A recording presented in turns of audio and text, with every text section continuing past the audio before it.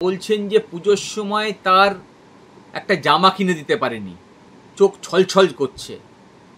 কুণালবাবু, আপনি এবং আপনার দলে যারা ক্ষমতায় আছেন ওই মায়েদের চোখের জলগুলো মনে রাখার চেষ্টা করুন। আপনাদের কিছু দায়িত্ব আছে। অভিষেক ব্যানার্জির নাম নিতে পারে, কিন্তু বাকি পরিচয় দিতে লোকায় যারা, তার নাম হচ্ছে সিবিআই। একটা আমাদের দেশের সংবিধানকে ধ্বংস করে দেওয়ার জন্যে যা যা প্রয়োজনীয় সেটা করা, সেটা যারা করে তার নাম আরএসএস। তারই নির্দেশে বিজেপি এবং তৃণমূল চলে। ফলে খুব স্বাভাবিক কারণেই আসল অপরাধীরা ধরা পড়বে না। মেয়েটির প্রতিটি অঙ্গ কেটে আলাদা আলাদা করে বস্তায় ভরা হয়েছে এবং এখনো পর্যন্ত তার নিম্নাঙ্গ খুঁজে পাওয়া যায়নি। এই হচ্ছে পশ্চিমবঙ্গের অবস্থা। স্যার, একেবারেই আজকে সকাল থেকে একেবারে আলোচনার যে মূল বিষয় হয়ে উঠেছে আবারও কুণাল ঘোষ। গতকাল সায়ন ব্যানার্জি, সব্যসাচী চ্যাটার্জি এনারা একটি ছবিতে ছিলেন, যেটা সায়নদা পোস্ট করেছিলেন যে পুজোর শুরু, হাইকোর্টের শেষ দিন, আবার পুজোর পর দেখা হবে, এরকমভাবে এটি পোস্ট করেছিলেন। এবং সেই পোস্টেরই ছবি নিয়ে কুণাল ঘোষ আবার রিপোস্ট করছেন যে হাইকোর্টে নাকি বামপন্থী আইনজীবীদের লবি আছে। এনারাই কি তাহলে শামীমের বিরোধী লবি? অনেকে আমাকে বলেছেন একটু বামপন্থী আইনজীবীরা যদি বলেন ভালো হয়। আপনি তো একেবারে অল ইন্ডিয়া লয়ার ইউনিয়নের সম্পাদক, হাইকোর্টে আজকাল বামপন্থী আইনজীবীদের লবিবাজি হচ্ছে? দেখুন, আমি সমস্ত সাংবাদিকদেরকেই বলি যে কুণাল ঘোষ কী বলছে তার উত্তর দেওয়া অ্যাটলিস্ট আমি মনে করি না তার কোনো প্রয়োজন আছে। তবে যেহেতু আপনারা এসছেন, শারদোৎসব শুরু হয়েছে, অবশ্যই আপনাদের মাধ্যমে আমি আইনজীবী হিসেবে এবং আমার সংগঠন অল ইন্ডিয়া লয়ার্স ইউনিয়নের পক্ষ থেকে সমস্ত পশ্চিমবঙ্গবাসীকে, সমস্ত দেশবাসীকে শারদোৎসবের শুভেচ্ছা জানাই। রইল পড়ে আপনার প্রশ্ন। প্রথমেই বলি যে উনি বা ওনারা, আমি অপরাধীদের দল বলি, ভয় পেয়েছেন। আসলে বামপন্থী আইনজীবীরা, এইসব কথা আমরা কখনো বলি না এরকমভাবে। আমি আলোচনার মাধ্যমে আপনারা যখন আসেন মাঝে মাঝেই কথা বলে থাকি যে প্রগতিশীল আইনজীবী সংগঠনের সদস্যরা প্রত্যেকে এককভাবে এবং সংগঠিতভাবে, এই দুটো কথা এই কারণেই বলছি, এটা একটা পেশার জায়গা এবং আমরা প্রত্যেকে জানি, আমরা প্রত্যেকে বলি যে এখানে প্রত্যেকটি আইনজীবী তার পেশাগত যে এক্সেলেন্স সেটাকে ব্যবহার করে এবং নিজেদের পক্ষে সওয়াল করে নিজেদের পক্ষে রায় নিয়ে আসেন। এটাই তাদের কাজ, আইনের উপর ভিত্তি করে এবং নথির উপর ভিত্তি করে। এই কাজে যেমন সব্যসাচী, সায়ন, আমি, সিদ্ধার্থ, নাসিম, যেমন সুদীপ্ত, বিক্রম, ফিরদৌস, এরা সবাই আছে, তেমন অনেকের নাম আমি বললাম না, অনেকের নাম বলা সম্ভব না, এরকম হাজার হাজার সদস্য আমার আছে। এবং তাদের মধ্যে কয়েকজন গুরুত্বপূর্ণ সদস্য আছেন যারা প্রতিদিন একটু বাড়তি দায়িত্ব নেন। এই সবাই মিলে যৌথভাবে যে সংগঠনটা আমরা করি তার নাম হচ্ছে অল ইন্ডিয়া লয়ার্স ইউনিয়ন। এবং আমরা এই যৌথ উদ্যোগেই এই যে অনাচার পশ্চিমবঙ্গবাসীর উপর নেমে এসছে, যে শোষণ নেমে এসছে, তার বিরুদ্ধে লড়াই করবো বলে ঠিক করেছি। আর সেই জন্যেই যাদের গাত্রদাহ হচ্ছে তারা ভাগ করার চেষ্টা করছেন।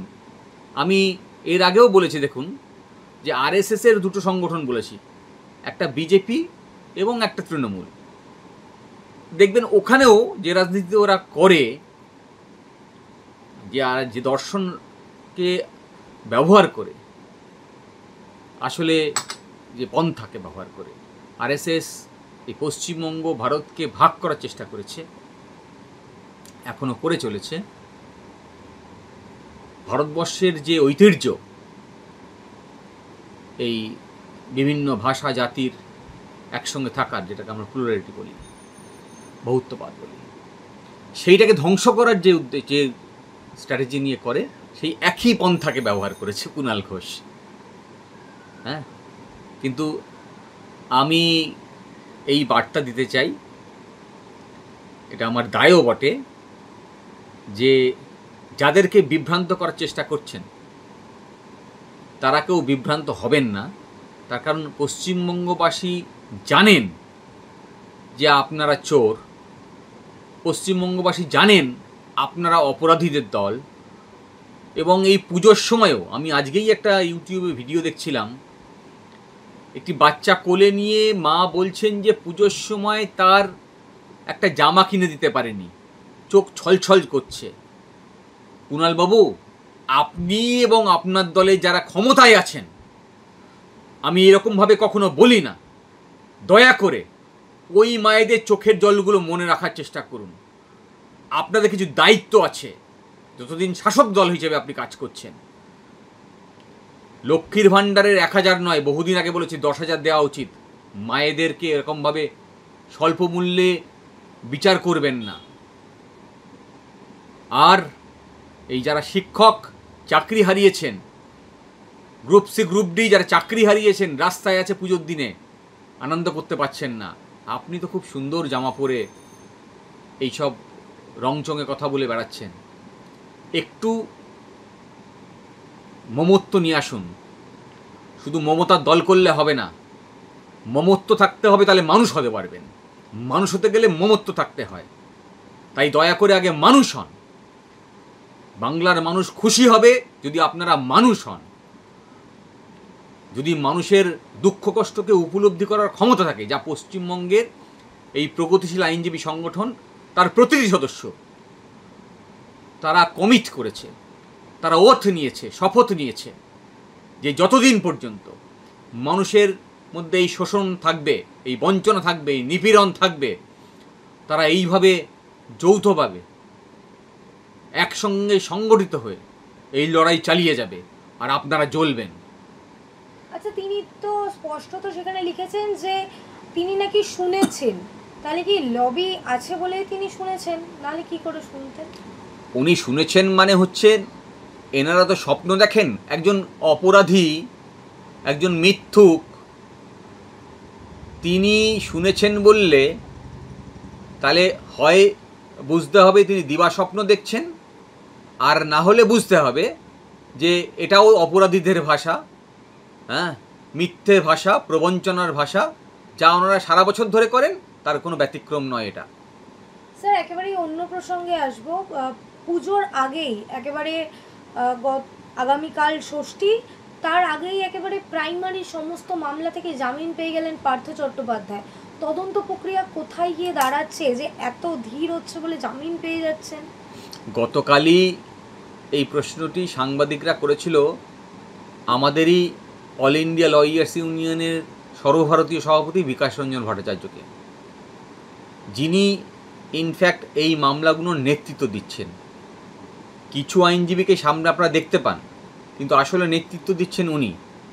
তিনি বলেছেন সাংবাদিকদেরকে যে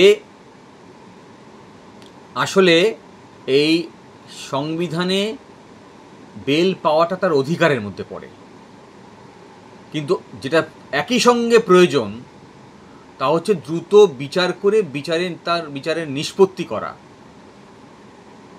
এবং যদি উনি অপরাধী হন, যা আমরা সকলে জানি, তা প্রমাণের মধ্যে দিয়ে তাকে দোষী সাব্যস্ত করা। সাধারণ মানুষ জানে তিনি দোষী, কিন্তু আইনে তো বিচারের একটা প্রক্রিয়া আছে, সেই বিচার প্রক্রিয়ার মধ্যে দিয়ে দোষী সাব্যস্ত করা, এবং তারপরে কারাগারে পার্মানেন্টলি পাঠানো, যতদিন না পর্যন্ত তার কারাবাস শেষ হচ্ছে ততদিন পর্যন্ত তার বাইরের আলো দেখতে দেওয়া উচিত না, কারণ ওটা শাস্তি। তাহলে কি তদন্তে কোনো খামতি রয়েছে যে এত ধীরে বিচার প্রক্রিয়া হচ্ছে, এত দেরিতে চার্জশিট গঠন হচ্ছে? আবার সেই আরএসএস এর কথায় আসতে হয় যে অভিষেক ব্যানার্জির নাম নিতে পারে, কিন্তু বাকি পরিচয় দিতে লোকায় যারা, তার নাম হচ্ছে সিবিআই। আর এর আগেও আপনাকে বলেছি যে আসল অপরাধী হচ্ছে যে চুড়োয় বসে আছে নেত্রী। তাহলে এই পার্থ চ্যাটার্জি বলুন, যা বাকি ধরছেন, সব চেলাচামুন্ডা। তাহলে সিবিআই কিন্তু আসল অপরাধীকে ধরছে না। কোথাও অভিষেকের নাম নিচ্ছে বটে, কিন্তু পরিচয় গোপন রাখার চেষ্টা করছে, আলাদাভাবে আইডেন্টিফাই করছে না। আসল অপরাধী কাউকেই ধরছে না, কারণ আরএসএস এর নির্দেশ আছে। এখানে আরএসএস এর স্কুলগুলো বাড়িয়ে যেতে হবে, স্বাস্থ্যকেন্দ্রগুলোকে, যে সরকারি স্বাস্থ্যকেন্দ্র হসপিটাল যেগুলো আছে সেগুলোকে বিকল করে দিতে হবে, নার্সিংহোম বাড়াতে হবে, বেসরকারি নার্সিংহোম বাড়াতে হবে, বেসরকারি স্কুল বাড়াতে হবে, আর আরএসএস এর স্কুল বাড়াতে হবে। একটা ব্যবস্থাপনা তৈরি করা, যা একটা আমাদের দেশের সংবিধানকে ধ্বংস করে দেওয়ার জন্যে যা যা প্রয়োজনীয় সেটা করা। সেটা যারা করে তার নাম আরএসএস, তারই নির্দেশে বিজেপি এবং তৃণমূল চলে। ফলে খুব স্বাভাবিক কারণেই আসল অপরাধীরা ধরা পড়বে না। কিন্তু আমরা আইনজীবীরা লড়াই ছাড়ব না, আমরা কিন্তু এই লড়াই করে যাব। আপনাদের সকলকে পাশে চাই, সমস্ত দেশবাসীকে পাশে চাই, সমস্ত পশ্চিমবঙ্গবাসীকে পাশে চাই। তার কারণ এই দেশের সংবিধান না মোদির না মমতার, এই দেশের সংবিধান ভারতবর্ষের প্রতিটি নাগরিকের, আর একে রক্ষা করার দায়িত্বও তাদের। ফলে এই লড়াই লড়তে হবে, আইনজীবী একথা বলতে হবে, একথা বলা খুব প্রয়োজন আজকে, যেহেতু এই ধরনের বিভ্রান্তিকর মন্তব্য চারিদিকে আসছে। খুব গুরুত্বপূর্ণ কথা আমি বলবো যে 2010 সালের পর থেকে দেখবেন যে কলকাতা হাইকোর্টে এই যে নামগুলো খুঁজে পাচ্ছে, এই যে ছবিগুলো দেখছেন, কোথা থেকে আসছে? এই আইনজীবীগুলোকে তৈরি করতে হয়েছে। হ্যাঁ, এবং আইনজীবী বিকাশ রঞ্জন ভট্টাচার্য, যিনি আমাদের সর্বভারতীয় সভাপতি, তার কথা বলছিলাম, তিনি হচ্ছেন এর মূল কারিগর। এটা খুব গুরুত্বপূর্ণ কথা। যেমন আমি তার চেম্বারে বড় হয়েছি, তেমনই দেখবেন ফিরদৌস শামীম অনেক মামলা করছেন। তিনি তার যে সিনিয়র ছিল সুদীপ্ত দাশগুপ্ত, তার চেম্বারে বড় হয়েছেন। সুদীপ্ত দাশগুপ্ত আবার বিকাশ ভট্টাচার্যের কাছে কাজ করেছেন, তার আরও অন্যান্য সিনিয়র ছিলেন। হ্যাঁ, এবং চেম্বারে সরাসরি কাজ করেনি এমন আইনজীবীও এই বিকাশ রঞ্জন ভট্টাচার্যের চেম্বারে বিভিন্ন মামলায় কাজ করে বড় হয়েছেন। তাহলে এই প্রগতিশীল আইনজীবী সংগঠনের অনেক আইনজীবী, যার যে বড় দল দেখতে পাচ্ছেন, হ্যাঁ, এই নামের তালিকা দেওয়া সম্ভব নয়। এই আইনজীবীদের একটা বড় অংশ তার কাছে কাজ শিখেছেন, হ্যাঁ, কাজ শিখে বড় হয়েছেন। আর তারা এখন যেহেতু আদালতে গরিব মানুষের হয়ে সওয়াল করছেন, শোষণ বঞ্চনার বিরুদ্ধে সওয়াল করছেন, তাই কখন উনি বিকাশ রঞ্জন ভট্টাচার্যকে তাক করছেন, কখনো সব্যসাচী শামীমকে তাক করছেন। হ্যাঁ, আমি বলছি আমাদেরকে তাক না করে মানুষের বঞ্চনার দিকটা ভালো করে দেখুন। স্যার একেবারে শেষ প্রশ্ন, বারংবার একেবারে চাকরি যে প্যানেল ক্যান্সেল, সেই প্যানেল ক্যান্সেল তো শুরু থেকে লবিবাজি, বারংবার বামপন্থী আইনজীবীদের নাম কেন উঠে আসছে? বামপন্থী আইনজীবীদের কাজই হচ্ছে যে কথা বলছিলাম এইটাই, যে যেখানেই অন্যায় হবে ছুটে যেতে হবে। গতকাল আমরা রামপুরহাটে গিয়েছিলাম, একজন আদিবাসী মেয়ে, সে ধর্ষিত হয়েছে, খুন হয়েছে, ক্লাস 8 থেকে 9-এ উঠছে, একটি বাচ্চা মেয়ে, শিশু, তাকে ধর্ষণ করে খুন করছে। যে ধর্ষক বলে অভিযুক্ত, তাকে মানুষ ধরে দিচ্ছে, পুলিশ নিয়ে যাচ্ছে থানায়, তারপর শাসক দলের নেতারা গিয়ে তাকে থানা থেকে ছাড়িয়ে নিয়ে আসছে। সাধারণ মানুষ থানা ঘেরাও করছে, তাকে আবার গ্রেপ্তার করে নিয়ে আসছে।